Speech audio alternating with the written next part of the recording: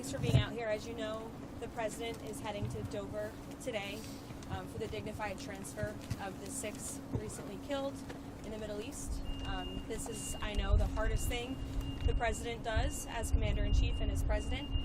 He made it a point to adjust his schedule to be there to grieve with these families today. I'll be going with him, and just keep those families in your thoughts and your prayers as they endure this unimaginable time. So we will do that today, and you'll probably see or hear from the president later at some point. But I'm happy to take a few questions now. Caroline, can I ask a couple of questions? First on NATO, because Sure. It's obviously something the president's been focusing on.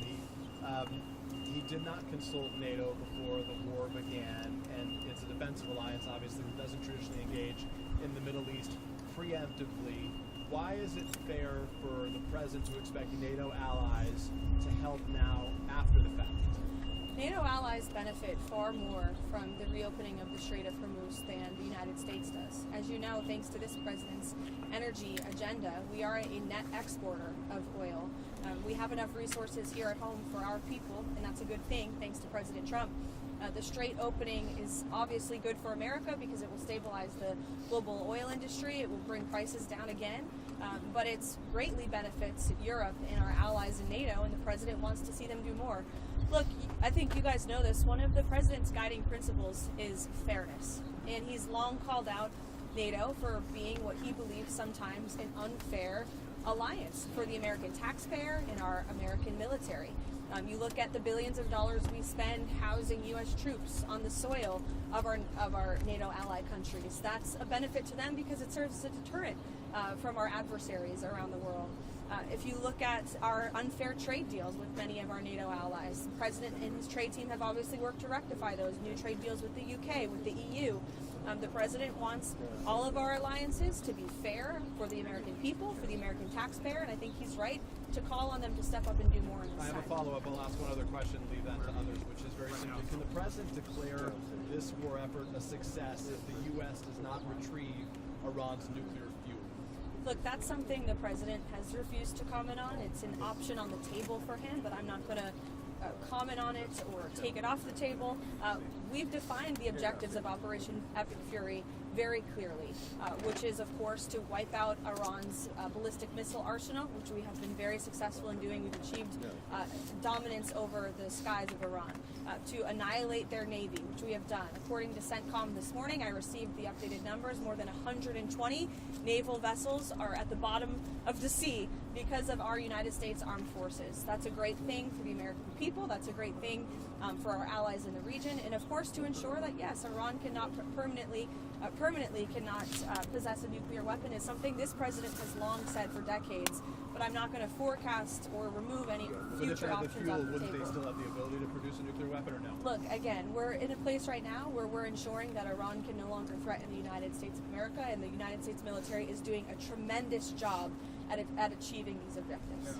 Caroline, is Tulsi Gabbard's job in jeopardy right now, given the Joe Kent stuff? Not to my knowledge. I haven't heard the president say that, nor have I heard him say that. So obviously that's a question for him, but I haven't heard him say that at all. And can you give us an update on what you're hearing from the Chinese about when this trip might be rescheduled? We're working with them.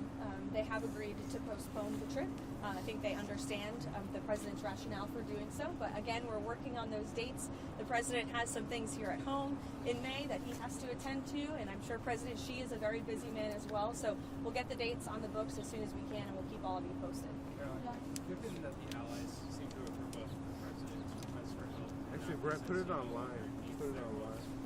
what is the plan to reopen the Strait of Hormuz? The president is going to continue to talk to our allies, both in Europe and also in the Gulf and Arab region. The United States military has a lot of capabilities, as you have seen play out over the last 18 days. They still do have tricks up their sleeve. I won't broadcast them for the media, but rest assured there is a plan. They're working on it. We have seen some progress with respect to that, but of course the president, again, continues to call on our allies to step up and do more. Nancy. Caroline, I've got questions on Joe Kent. The White House was warned last year when the president nominated Kent that he had a history of embracing conspiracy theories, that he had some ties to white nationalists. Given that, why did the president nominate him to the position in the first place? The president spoke on this a little bit yesterday in the Oval Office. He said he always thought Joe Kent was a good guy, obviously has a commendable military record and experience. However, he was not someone who was involved in the presidential daily brief, part of the president's intelligence briefings over the last several months. Have not seen him here at the White House for quite some time, and the president feels it's deeply disappointing that after the president gave him an opportunity in this administration to serve the American people, that he would resign it with a letter filled with falsehoods, accusing the president of the United States by being controlled by a foreign country. That's both insulting and laughable all at the same time. The president is the leader of the most powerful country and military in the world. Nobody tells him what to do. He makes decisions based on what's in the best interest of this country. Sorry, the president said yesterday that he always thought Kent was weak on security.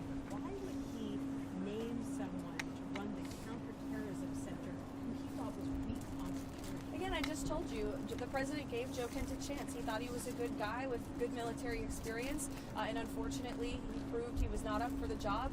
And we don't want somebody leading the counterterrorism task force who cannot agree that the #1 state sponsor of terror in this world did not pose a threat to the United States. That's what another falsehood he said in his letter of resignation, which is just unequivocally false. It's backed by intelligence. It's backed by the fact that Iran was building ballistic missiles at a rapid rate to build a shield of immunity so they could build a nuclear bomb.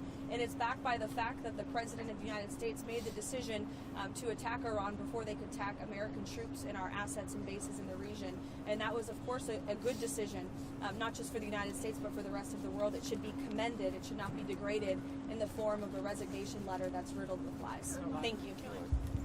Caroline.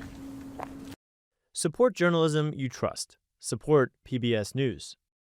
Donate now, or even better, start a monthly contribution today.